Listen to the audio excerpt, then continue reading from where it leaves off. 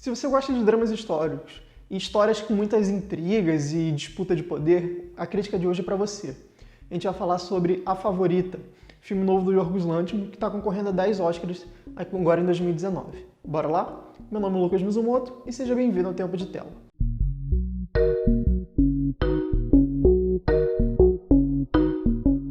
Se você já acompanha nossos vídeos, você sabe que agora é a hora da sinopse. A Favorita, a gente acompanha 3 mulheres dentro da corte britânica do século XVIII em que rola uma disputa de poder. A gente tem aqui a Rainha Ana, vivida pela Olivia Colman, que é muito influenciada por uma amiga / conselheira que é a Sarah, vivida pela Rachel Weisz. No entanto, essa relação muito próxima das duas começa a ser afetada na medida que a Abigail, a personagem da Emma Stone, chega dentro da corte e ela é prima da Sarah. A gente vê uma disputa interna entre a Sarah e a Abigail, enquanto isso elas têm meio que uma disputa também de quem bajula mais a rainha. Tudo isso envolvendo toda a questão política da época, em onde a gente tem a Inglaterra em guerra com a França. Se você não lembra do Yorgos Lanthimos, ele é o mesmo diretor de Sacrifício ao Cervo Sagrado e O Lagosta. No entanto, esse daqui é o filme dele mais normal, digamos assim, principalmente porque o roteiro não é dele. No entanto, ele não deixa de expressar suas características próprias aqui, principalmente no que diz respeito às atuações e à escolha de câmeras. Apesar de ser um filme baseado em fatos reais, a gente tem uma questão muito fora da realidade da maneira como a narrativa é contada. O que eu quero dizer com isso é o seguinte: é uma história um pouco absurda e a maneira como as atrizes entregam certos pontos são tão... Cara, como assim isso está acontecendo?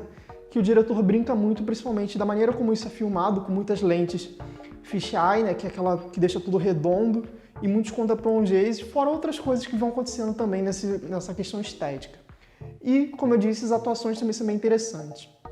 O trio de principais, no caso a Emma Stone, a Rachel Weisz e a Olivia Colman, elas atuam assim, de uma maneira brilhante nesse filme. São 3 personagens muito multifacetadas, sabe? Nenhuma delas é preto no branco, tem muitas camadas envolvendo aqui, e as atuações entregam muito disso. Por exemplo, a Sarah, ela é uma personagem que a princípio você tem essa questão muito de poder, de manipulação, só que ela também tem uma questão do amor envolvendo a rainha. A rainha, ela se faz muito frágil em certos momentos, mas é uma pessoa extremamente arrogante, quando necessário ela até é fria. E a Abigail é uma personagem que a princípio a gente acha que ela é um pouco mais doce e tal, só que a gente começa a ver que ela na verdade é uma tremenda de uma articuladora e manipuladora. E é legal ver como todas as nuances delas vão sendo trabalhadas na medida que elas vão se entrelaçando de fato, A trama avança muito realmente em relação ao desenvolvimento dessas personagens e como elas vão se correlacionando e se descobrindo. Como eu disse, a história trabalha muito em absurdos e o diretor trabalha isso muito bem, descolando muito da realidade daquela época. A gente tem, sim, os relatos históricos e aí, principalmente até a contextualização política envolvendo a guerra, só que isso é abordado de uma maneira tão pincelada que a disputa entre as 3, na verdade, entre as 2 com a rainha de plano de fundo, funciona muito bem e tem diálogos interessantes e até provocativos. Às vezes eu acho que deixa um pouco a desejar, podia ser um pouco mais provocativo e um pouco mais dramático, mas ainda assim é bem interessante. Outra coisa que o filme acerta muito é na maneira como ele trata a aproximação dos seus personagens a partir da visão. O que eu quero dizer com isso? Nós, espectadores, vemos essa aproximação de uma questão estética. Por exemplo, uma personagem está fazendo X em um canto do castelo, outra personagem está fazendo Y em outro canto do castelo. São 2 ações que, apesar de serem em pontos muito distintos, elas representam meio que paralelos entre as duas. Por exemplo, tem uma personagem que está sofrendo um problema de um lado e tem uma outra sofrendo um problema do outro.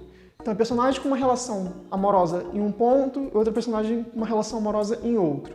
Apesar de não ter nada relacionado entre as 2 cenas, vai juntando as personagens porque elas dividem, entre muitas aspas, mesmos problemas e mesmos anseios e desejos.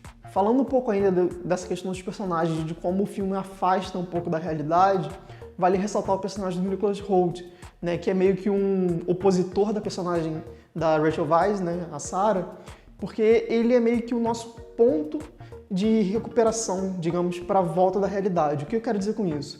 A gente tem o triângulo de protagonistas ali num ponto, e por outro lado ele vem, o personagem do Nicholas Hoult, ele vem chegando para sempre falar: olha gente, está tendo a guerra ali, o que vocês vão fazer? A rainha tem que dar uma posição, o que ela quer? O que ela quer fazer?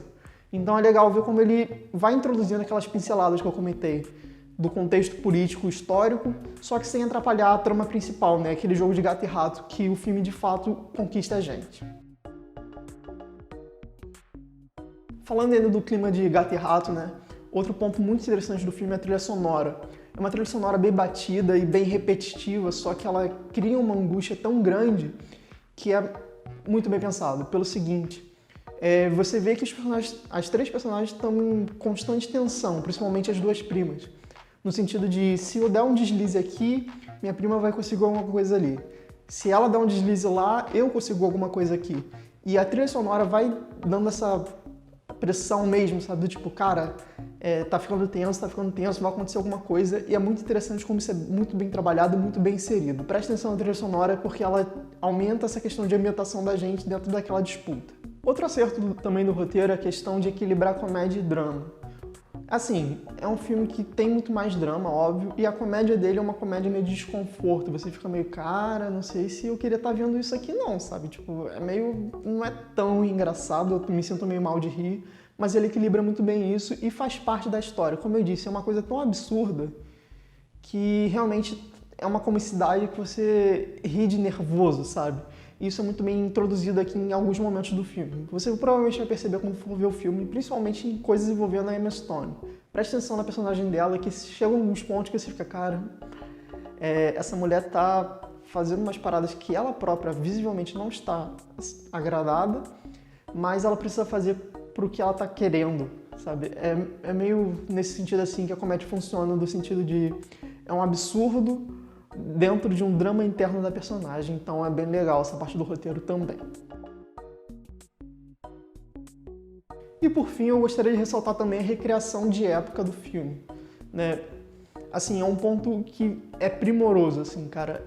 O filme é muito bonito mesmo. O castelo, a escolha de roupas, o figurino de todos os personagens, tudo assim é muito bem pensado, maquiagem, e dá realmente uma sensação de imersão ainda maior.